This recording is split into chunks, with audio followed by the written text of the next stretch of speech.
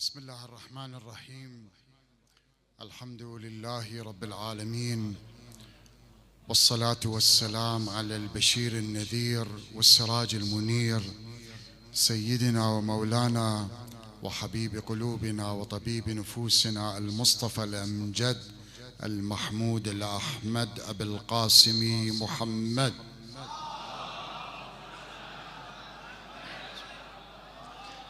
وعلى آل بيته الأطيبين الأطهرين المنتجبين، ولا سيما بقية الله في الأراضين، مولانا وسيدنا الحجة بن الحسن، أرواحنا له الفداء وعجل الله فرجه.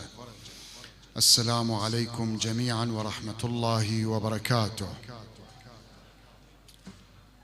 في البداية نتقدم لكم بأحر التهاني والتبريك مناسبة ولادة السيدة زينب بنت علي سلام الله عليها، عقيلة بني هاشم وبطلة كربلاء. كذلك نستذكر في هذا اليوم وما مر بالأمس في يوم الأربعين لشهادة سيد المقاومة وشهيد الإسلام سماحة آية الله السيد حسن نصر الله. في هذه المناسبة نتحدث في البداية عن السيدة زينب عليه السلام، وندخل من خلال مدرسة زينب إلى زماننا وإلى موضوعنا والأحداث التي تجري في هذا الزمن. السيدة زينب عليه السلام هي بطلة كربلاء، وربما أروع صفحة في حياة السيدة زينب هي صفحة كربلاء. نعم، كربلاء في بعدها المأساوي والتراجيدي، الشهداء وقطع الرؤوس والسبي، ولكن في بعد آخر السيدة زينب ينظر إليها كبطلة كربلاء، الناطق باسم كربلاء، المكمل لثورة الإمام الحسين ولكربلاء. وبتعبير بعض الكبار العلماء الكبار: لولا زينب لما بقت كربلاء، لولا زينب لما بقت أهداف الإمام الحسين، لأن يزيد وحكومة يزيد كان يزيد يريد أن يطمس الهوية الإسلامية الحسينية. يزيد كان شارب للخمر بتعبير الإمام الحسين: ويزيد رجل فاسق فاجر معلن بالفسق والفجور ومثلي لا يبايع مثله. يزيد كان ليس فقط طاغية فاجر فاسق، وقد أنكر الوحي. شعره المعروف الذي قرأه: لعبت هاشم بالملك فلا خبر جاء ولا وحي نزل، يعني أنكر الوحي. نعم، هو بقى يحافظ على اسمه كخليفة لرسول الله لأنه كان محتاج هذا الاسم، وإلا هو أنكر الوحي، أنكر الحسين، أنكر بيت أهل بيت النبوة. من هنا قام الإمام الحسين في ثورة استشهادية بطولية فقهية شرعية كربلائية لإنقاذ الإسلام، وبتعبير الإمام الحسين: وعلى الإسلام السلام إذ قد بليت الأمة براع مثل يزيد. وهنا بين قوسين لم يقل بيزيد، مثل يزيد، يعني أي واحد يجي يحكم أي بلد، أي منطقة، أي شعب، أي مجتمع، أي أمة مثل يزيد، اقرأ على الإسلام السلام. اقرأ على الإسلام السلام يعني شنو؟ يعني مثل واحد أعاذنا الله وإياكم عنده مريض في غرفة عمليات ووضعه كلش خطر، ويجي الدكتور يدخل يكشف عليه وأهله دا ينتظرون بالباب، يطلع الطبيب يقول له: خير دكتور؟ يقول: اقرأوا عليه السلام. يعني خلاص الإسلام هكذا وصل في زمن الإمام الحسين. متى؟ إذا كان الحاكم مثل يزيد، مثل يزيد. هذا هو درس كربلاء. ولهذا الإمام الحسين في المدينة في اليوم الأول عندما والي المدينة طلب منه البيعة، مات معاوية، جاء يزيد أرسل إلى والي المدينة: خذ البيعة من الحسين، أهم شيء الحسين. فوالي المدينة دعا الإمام الحسين وطلب منه البيعة، قال: يا أبا عبد الله، مات معاوية، أصبح الخليفة يزيد، يجب أن تبايع.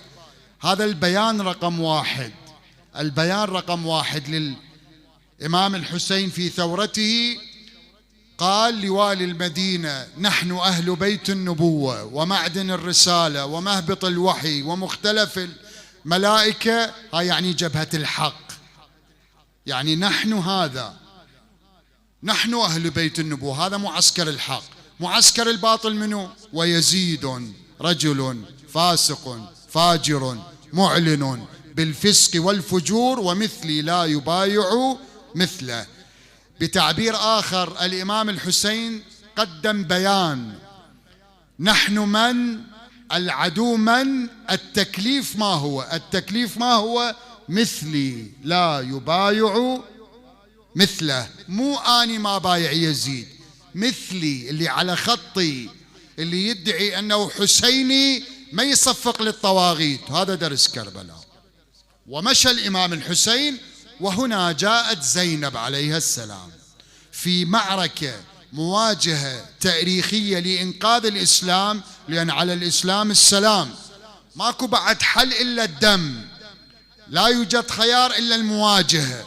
حتى لو ما كان أكو أحد مع الإمام الحسين، أو عصبة قليلة على مستوى 72 على بعض الروايات، على رأسهم العباس، علي الأكبر، القاسم، وحبيب ومسلم بن عوسجة وزهير بن القين، بس عصبة قليلة 72 شوية أكثر مقابل آلاف. زين ليش يا أبا عبد الله؟ ليش جاي قاتل؟ لأن الإسلام في خطر. زين ليش جايب النساء؟ لأن الإسلام في خطر. ليش جايب الأطفال؟ لأن الإسلام في خطر. هنا يحتاج إلى استجماع كل الطاقات.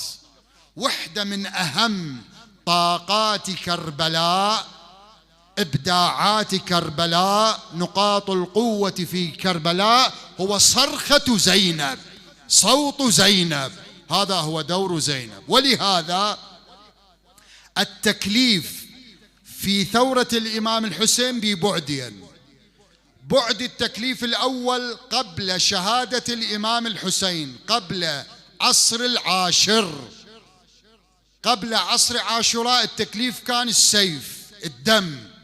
أما بعد شهادة الإمام الحسين وسقوط الشهداء أهل البيت والأصحاب، أصبح التكليف الصوت، الصوت، صوت زينب. من الذي بتعبير بعض الكبار العظام العلماء المراجع، من الذي حفظ هذا الدم؟ صوت زينب، بيان زينب: فكت كيدك وناصب جهدك. لأن كان راحت كربلاء، راحت بالصحراء، دم الحسين يقتل، بتعبيرنا اليوم إعلام ماكو، فقط إعلام العدو. من كان الإعلام الإسلامي؟ إعلام أهل البيت، إعلام مدرسة الحسين، زينب عليها السلام. ولهذا الدور، وكما يقول إمامنا الراحل الإمام العظيم الإمام الخميني رضوان الله تعالى عليه: اللهم صل على محمد وعلى محمد.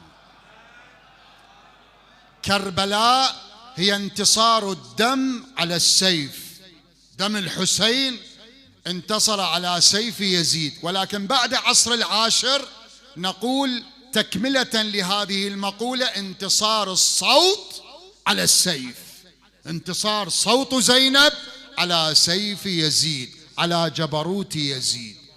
زينب عليها السلام، تصوروا، واحنا خصوصا اذا شوية نفكر احنا لو كنا موجودين، صوروا امرأة اخوها الحسين العباس، علي الأكبر، أشبه الناس خلقا وخلقا ومنطقا، يعني أروع الخلق، أجمل الخلق، أفضل الخلق، يقطعون إربا إربا أمامها.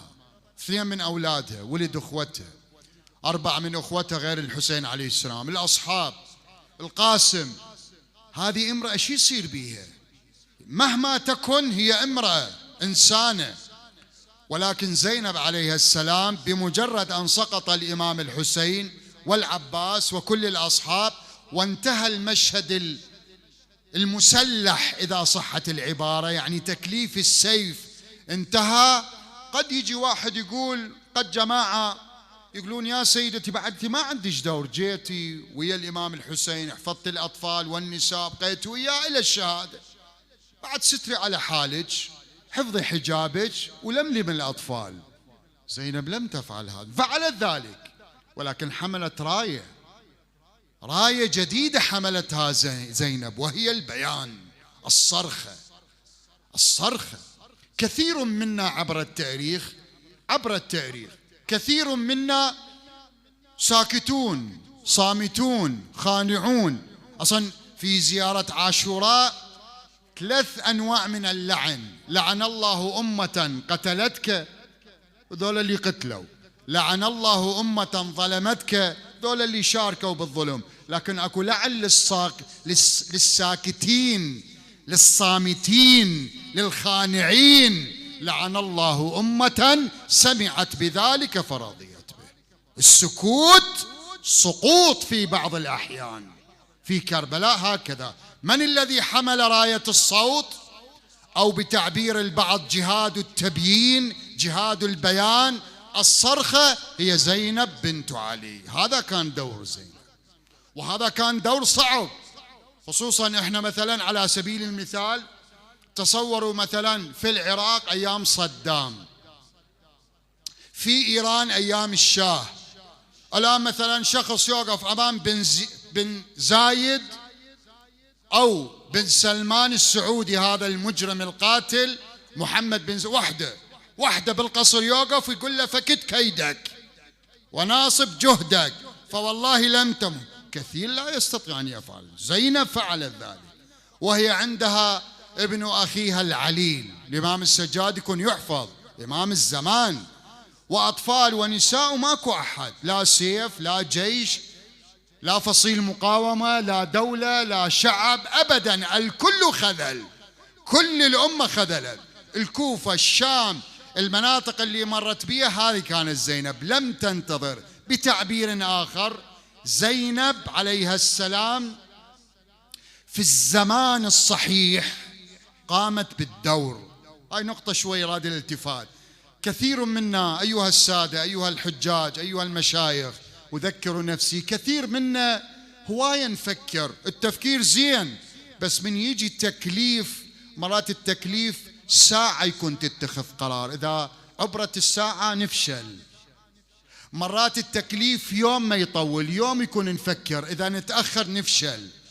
مرات التكليف أسبوع، مرات مو دائما التكليف براحتنا نفكر، لا. ولهذا عندنا في الإسلام ثورة التوابين. التوابين ما ممدوحين، استشهدوا. بتعبير أحد العظماء، أحد العلماء، أحد المراجع، يقول ما معلوم التوابين بالجنة لو بالنار، ما معلوم.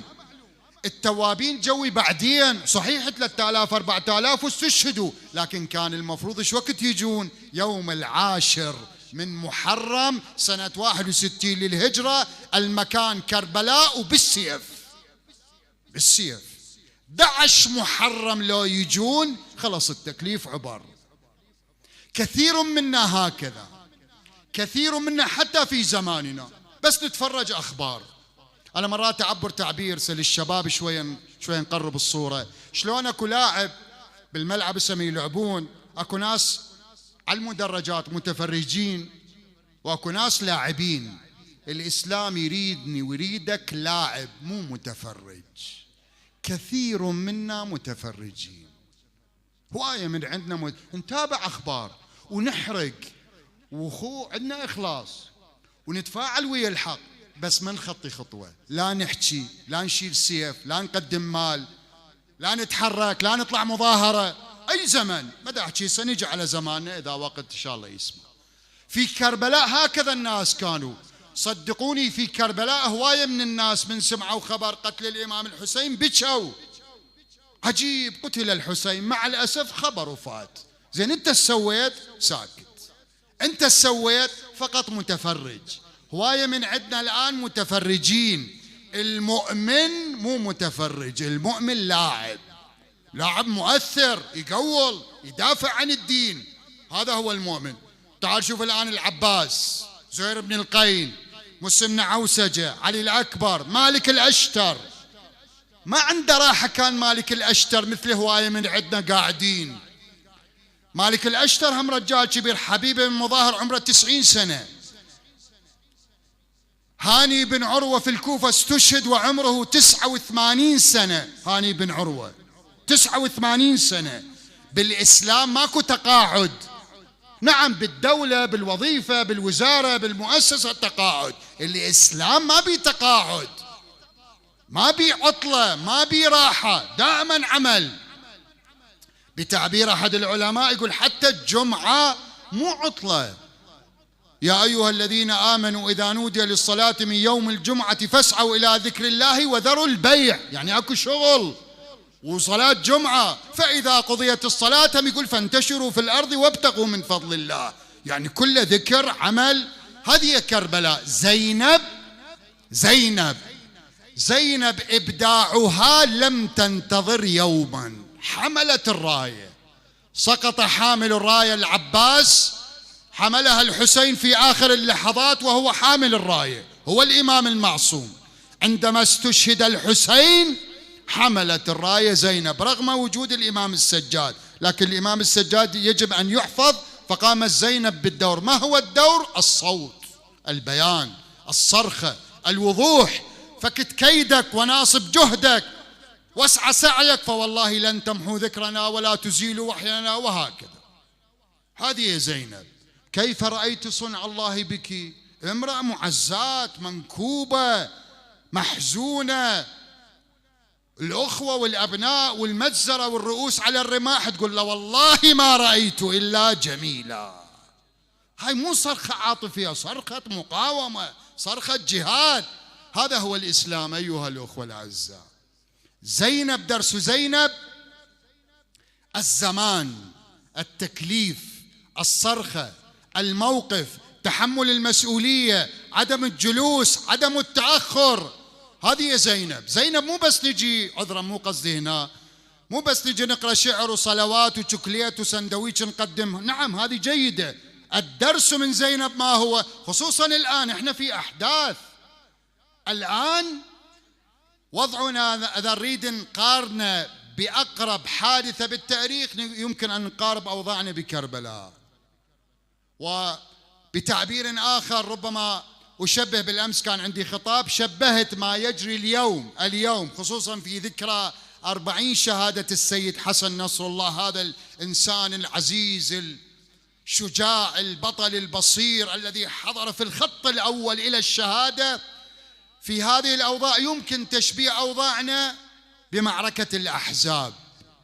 معركة الأحزاب، اجتمعت الأحزاب، قريش، اليهود، بني قينقاع، النضير، كلهم اجتمعوا لضرب الإسلام، يخلصون من الإسلام. حاصلوا المدينة، وبتعبيري يعني إذا نقارب من عمر بن ود العامر الخندق، وصرخ عند أمام المسلمين والرسول حاضر والأمير حاضر: هل من مبارز؟ هسه احنا على المنبر نقراها نقول والله اشوف فلان مقام فلان مقام. اقول اني لو كنت كان قمت وهو رجل ب1000 فارس. عمرو بن ود العامري كان رجل ب1000 فارس، شجاع، ولهذا هو تجرأ وعبر الخندق وصرخ: هل من مبارز؟ لم يقم أحد إلا علي. هل من مبارز؟ النبي قال له: اجلس يا علي، مرة ثانية وثالثة إلى أن صارت وانتصر الأمير. لكن إحنا لو كنا، أنا أقول اليوم عمرو بن ود العامري هي أمريكا وإسرائيل وحضرت في منطقتنا وتصرخ: هل من مبارز؟ هواية من عندنا قاعدين، هواية من عندنا إذا منبر عنده لا يذكر المقاومة، لا حزب الله، لا الجمهورية الإسلامية. ليش؟ سؤال ليش؟ مو اليوم إسرائيل جاية، مو تدمرت غزة، مو الضاحية تدمرت، الجنوب تدمر، سيد حسن استشهد والحبل على الجرارها. هاي مو تشاؤم. خطة أمريكا اليوم الشرق الأوسط الجديد دا يعلنون بعنوان آخر إسرائيل الكبرى. اليوم جايين دا يعلنون إسرائيل الكبرى. شنو مولانا إسرائيل الكبرى؟ هاي مو سياسة، عذرا مو أقصد الحاضرين، بس البعض من نذكر أمريكا وسياسة، دخل السيد بالسياسة. ليش من نذكر يزيد شو مو سياسة؟ هم الرجال كان حاكم. ليش من نذكر بني قينقاع وبني النضير يهود إسرائيليين صهاينة مو سياسة؟ بس من نذكر الآن الصهاينة إسرائيل تسوي وتقتل أطفال، أكثر من 10,000 طفل مسلم في غزة. البعض ما يتحرك، دمعة ما تنزل. ليش؟ دمرت الضاحية 1.5 مليون إلى 2 مليون الآن مشردين من جمهور حزب الله في لبنان وسوريا والعراق وإيران. ليش بعضنا ما يتحرك؟ لا أقصد الجالسين طبعا، خطاب للجميع. زينب لم تفعل هكذا، حملت الراية، أدت التكليف.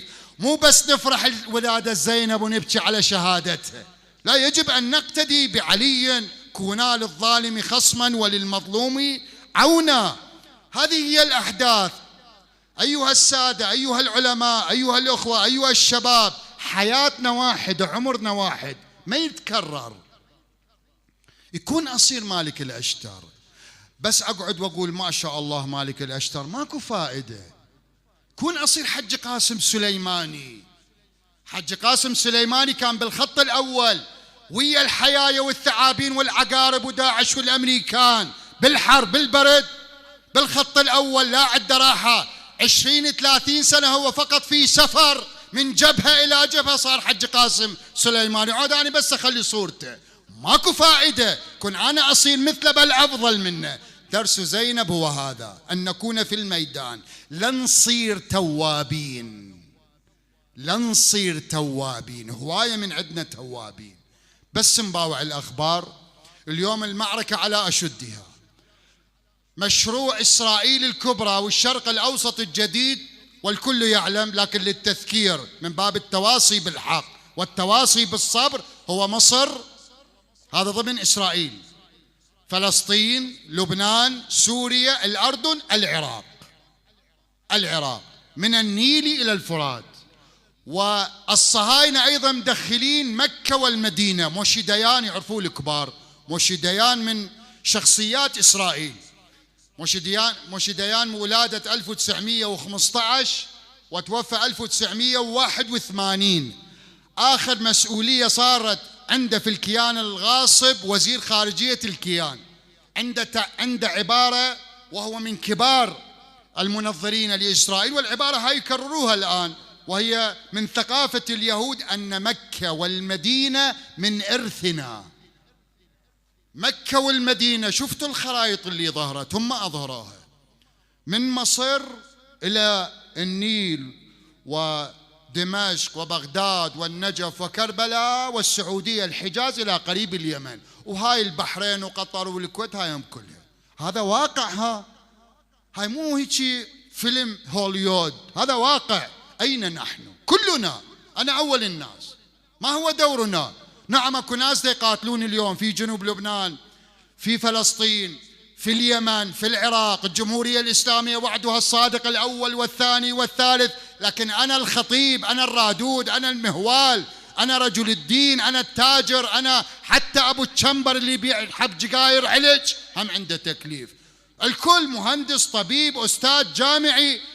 اليوم المعركة معركة وجود، معركة كربلاء تتكرر. نعم، ليطمئن الجميع مع وجود الجمهورية الإسلامية والمرجعية الدينية في النجف الأشرف وولاية الفقيه وحزب الله، مع كل الآهات والأحزان، ولكن نقول في زماننا إن شاء الله ببركة المجاهدين لن يرفع رأس الحسين ثانية على الرماح. إن شاء الله لن تقطع كفاء بالفضل العباسي ثانية، ولن تسبى زينب ثانية إن شاء الله. ولكن يجب أن نؤدي الدور، يجب أن نؤدي الدور. تكليفنا الشرعي اليوم. المرجعية الدينية عدة بيانات تقول الكل يكون يدعم ولاية الفقيه سماحة الإمام القائد، كلنا. خصوصا اليوم الأحداث متسارعة. غدا سنسمع أحداث كبيرة في سوريا، لأن المخطط بعد لبنان سوريا ربما يختالون الرئيس. هم دا يحجون طبعا، هم من مخططهم. هذا وزير المالية الإسرائيلي يقول فقط القدس اللي يعتبروه عاصمتهم، فقط القدس تمتد إلى دمشق. هذاك اليوم ما دا نحكي تحليلات وأحلام وأوهام، دا يتكلمون الناس، إلى أن وصل بهم الحال. ومع الأسف هذه ناسيها غافلين عنها خصوصا بالعراق، إلى أن وصل الحال أن يضعوا صورة المرجع الأعلى في النجف الأشرف آية الله العظمى السيد السيستاني على قائمة الاغتيالات. الإعلام الإسرائيلي الآن وضع صورة السيستاني، بل صورة السيد القائد الإمام الخامنئي نقول هو رجل الدولة والمواجهة، إمام جبهة المقاومة، السنوار، سيد حسن، شيخ نعيم قاسم، سيد عبد الملك الحوثي، ذولا مجاهدين. أما صورة السيستاني وضعت على قائمة الاغتيالات. إذن القضية جاية علينا بالتكليف، علينا بأن نعرف ما هو تكليفنا. زينب، درس زينب هو هذا.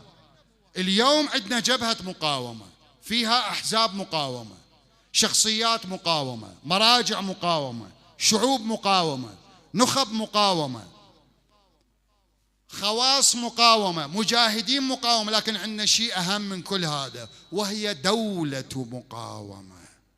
الجمهورية الإسلامية هي خيمة معسكر المقاومة في زماننا، هي الخيمة. هسه البعض ما يقبل، أنا مو جاي أرضي أحد، أنا لله دا أتكلم.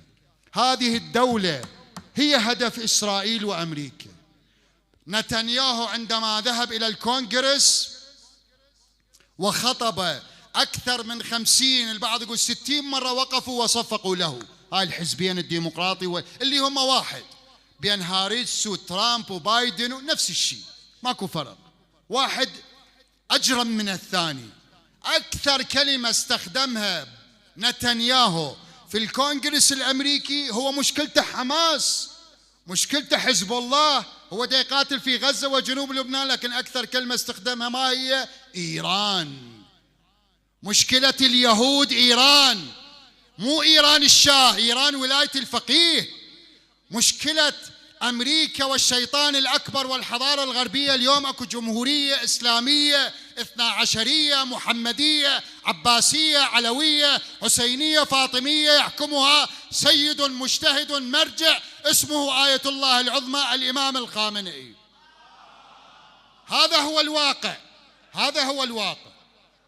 ولهذا أنا في رأيي اليوم الهدف المطلوب الآن، كل الأخوان عندهم تعبيرنا مهوارة، ستلايت، فضاء مجازي. الآن الإعلام الأمريكي، الإعلام الأوروبي، البريطاني، الفرنسي، الألماني، الإسرائيلي، السعودي، الإماراتي، الراس المطلوب عندهم مثل زمن يزيد قال ائتوني بالحسين ولو كان متعلقا بأستار الكعبة. اليوم نفس الشيء، أمريكا وإسرائيل يقولون ائتونا برأس الولي الفقيه ولو كان متعلقا بأستار القدس أو الكعبة. ولهذا اليوم، ولله أنا أقولها وأنا عراقي مو إيراني، أنا الشيعي قبل أن أنتمي إلى جغرافيا، اليوم الدفاع عن الجمهورية الإسلامية بعنوان أنها أم القرى وعمود خيمة معسكر الحسين في زماننا، والدفاع عن الولي الفقيه والدفاع عن المرجعية الدينية من أوجب الواجبات، بل أوجب الواجبات في زماننا. هذه كربلاء. الحسيني مو فقط تم نقيمة ومشاية، مع أنه المشاية واللطم والعزاء مهم جدا، يفرحون لفرحنا ويحزنون لحزننا، لكن أيضا عندنا رحم الله من أحيا أمرنا. هذا أمر الحسين، أمر زينب، أن نستمر في هذا الطريق. نحن أنا وأنتم لن نسأل عن كربلاء 61 للهجرة. شوي حفاجئ بهالجملة، كنا سحنموت، الله يطول عمركم إن شاء الله جميعا، بس حنموت. طب حنسأل يوم القيامة، سنسأل عن كربلاء 61 للهجرة. يعني أكو واحد من عندنا الله حيقول له ليش ما حضرت بكربلاء مع الإمام الحسين والعباس وعلي الأكبر وزينب سنة 61؟ لن نسأل عن ذلك. ليش؟ ما كنا موجودين. صحيح؟ ما موجودين. سنسأل عن نار إبراهيم عندما رووه بالنار، يا نار كوني بردا وسلاما على إبراهيم. الله يقول لنا ليش ما خلصتوا إبراهيم؟ نقول له ما موجودين، شلون نخلص؟ الله يقول ليش ما شقيتوا البحر مع موسى؟ الله يقول ليش ما جيتوا بباب الزهراء ودافعتوا عنها؟ الله يسألنا يوم القيامة ليش ما وقفتوا بالغدير وبايعتوا علي؟ الله يقول ليش ما حضرتوا مع الإمام الحسن؟ الله يسألنا ليش ما خلصتوا الإمام الكاظم من السجن؟ لن نسأل عن ذلك، لم نكن موجودين. سؤال السماء عنا يوم القيامة 2024. الآن أنتوا وين؟ الآن كل أمة تسأل عن زمانها. نعم العواطف مع أهل البيت والاعتقادات هاي عواطف واعتقادات وأساسية، لكن الجنبة العملية أكو واحد يقول أنا من أنصار الإمام المهدي إن شاء الله، لكن من يظهر الآن بعد مظاهر. وبتعبير الشيخ محمد رضا المظفر يسموه المجدد، صاحب المنطق العلماء يعرفوه والأصول، وهو يمكن الشخص الوحيد اللي علم المنطق والأصول سمي باسمه، يعني يقال منطق المظفر، أصول المظفر. شخصية عظيمة بالنجف، نجفي عراقي، وقبل الإمام الخميني قبل قيام الثورة عنده كتاب كلكم قاري، عقائد الإمامية. عقائد الإمام، كتاب بسيط يذكر عقائد الشيعة، عقائد الإمامية. من ضمن العقائد عقائدها وعقيدتنا في المجتهد، يعني في زمن الغيبة الكبرى. الشيخ المظفر يقول السطر الأول حافظها نصا، يرجعون العلماء والإخوان إلى كتاب موجود بالأسواق: وعقيدتنا في المجتهد الجامع للشرائط أنه نائب للإمام عليه السلام في حال غيبته. المجتهد الجامع للشرائط وهو الحاكم والرئيس المطلق، نص العبارة. المجتهد الجامع للشرائط خصوصا الذي ينتخب من المراجع والعلماء ويقدم ويتصدى لجبهة الإسلام هو نائب الإمام. هاي الشيخ المظفر قبل 70-80، هاي عقيدتنا. اليوم سماحة الإمام القائد بكل صراحة متصدي وهو الرأس المطلوب.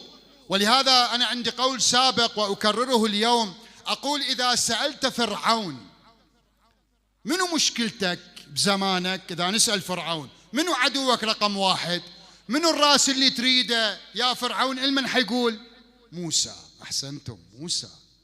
إذا نسأل النمرود منو عدوك رقم واحد، منو الراس اللي تريده، حيقول منو؟ إبراهيم. إذا نسأل قريش يا أبا سفيان يا أبا جهل يا أبا لهب منو عدوكم الأول الراس المطلوب، حيقولون محمد صلى الله عليه وآله. إذا نسأل معاوية منو العدو رقم واحد لك والراس اللي تريده، حيقول علي، استشهد علي. نسأل معاوية مرة ثانية منو الراس المطلوب، حيقول الحسن. نسأل يزيد منو الراس المطلوب اللي تريده ولو كان متعلقا بأستار الكعبة، حيقول الحسين. وهكذا المنصور الدوانيقي حيقول الصادق، هارون الرشيد حيقول الكاظم. تعالوا إلى زماننا لو نسأل أمريكا وإسرائيل بريطانيا وفرنسا منو مشكلتكم رقم واحد على وجه الأرض، سيقولون شخص اسمه الخامنئي والجمهورية الإسلامية. هاي سنة إلهية، قوانين إلهية.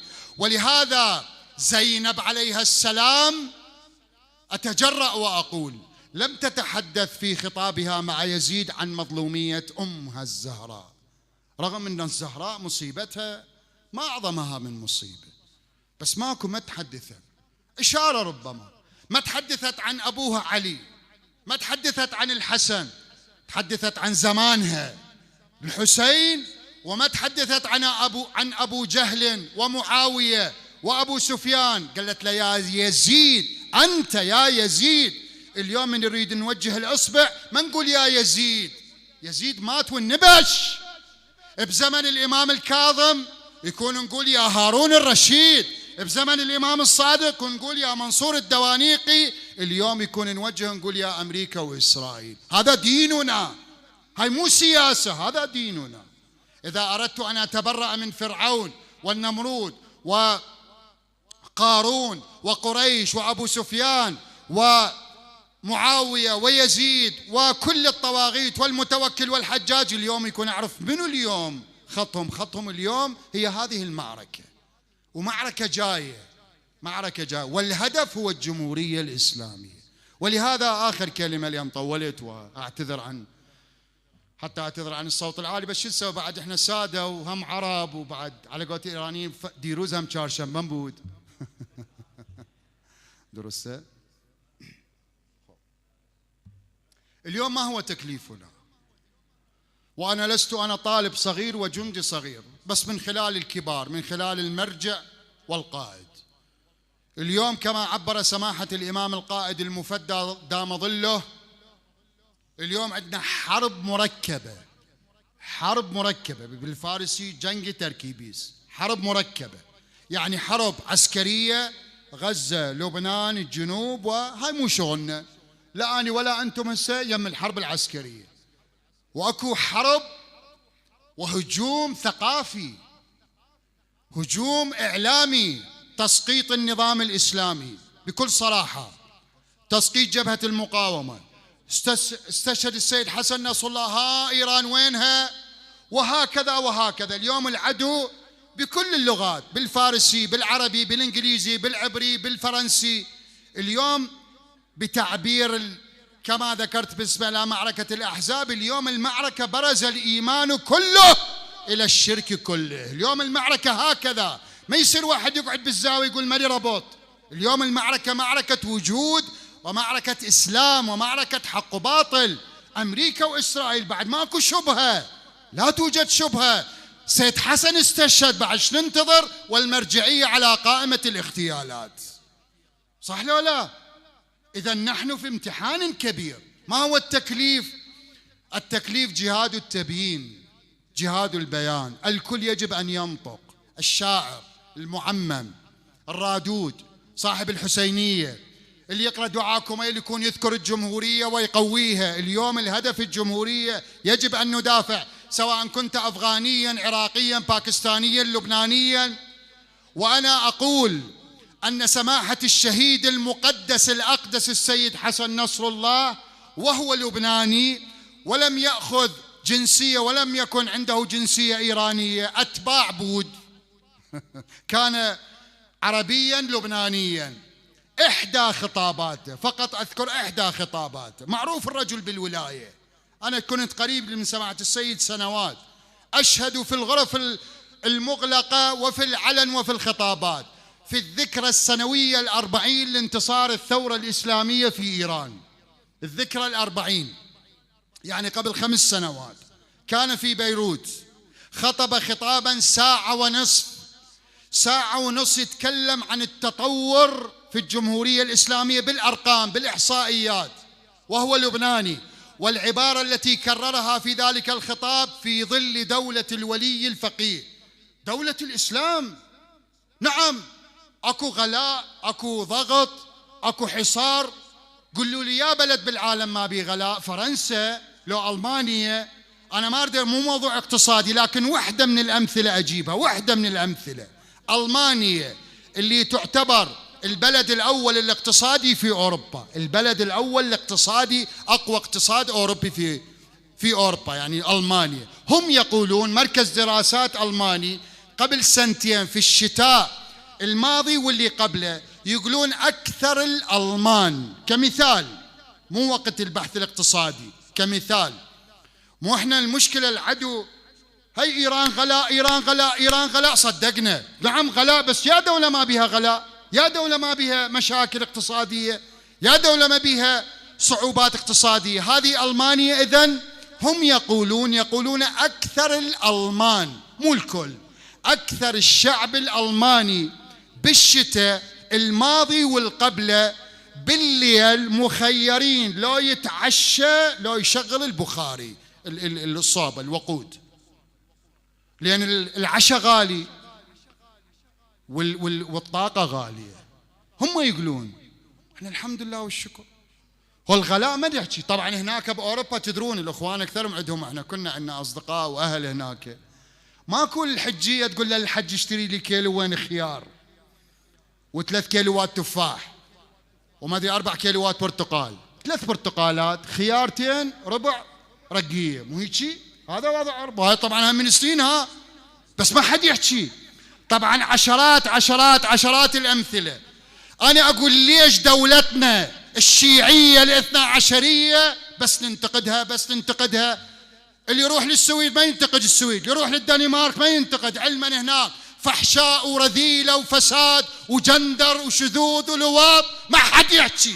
بس من تجي يم دولة الإسلام لسانها الطول البعض. ليش؟ هاي حساب يوم القيامة. ها أنا ما دا أجامل، حساب يوم القيامة. اليوم المعركة معركة الجمهورية الإسلامية. أنا أقول بصراحة ومن خلال كجندي صغير في جبهة المقاومة، والله أقسم بحق دم زينب وشرف زينب، لولا الجمهورية الإسلامية ما كان أكو جبهة مقاومة، لولا الجمهورية الإسلامية ما كان أكو حزب الله، لولا الجمهورية الإسلامية والعباس سيد حسن نصر الله ما كان هو أمين عام حزب الله، كان إنسان عالم طلبة عادي. الجمهورية الإسلامية 45 سنة، نعم صعوبات، مشاكل، تحديات، أكو فساد، أكو غلاء، بس شوفوا التطور، شوفوا القوة. هذا هو الواقع. اليوم المعركة بيان، يجب أن كلنا نتحدث. اليوم تقوية الجمهورية الإسلامية أوجب الواجبات، اليوم الدفاع عن المرجعية والولاية أوجب الواجبات. لا نسكت. اللي يريد يصير عباسي وزينبي عليه أن يطلق اللسان. اليوم زمن اللسان. الجميع، الرجل، المرأة، في الحسينية، في المسجد، في الجزرخان، شار مردوم، قم، أصفهان، بغداد، صنعاء، البحرين، سوريا، فلسطين، الكل، خصوصا نحن في العالم الشيعي. اليوم التحدي كبير، والمسؤولية والتكليف الشرعي ليس فقط الاحتفالات وإقامة المجالس. قطعا هذه مهمة، ال40 مهم، بس يجب أن نجسد الحسين بموقفنا، بصرختنا، بأموالنا. اليوم المال والصوت والسلاح لأهل السلاح. وكلمة أخيرة أقول: إن شاء الله كما انتصر دم الحسين عليه السلام على سيف يزيد، إن شاء الله دم السيد حسن نصر الله سينتصر قطعا على سيف إسرائيل. والحمد لله رب العالمين، وصلى الله على محمد وآله الطيبين الطاهرين.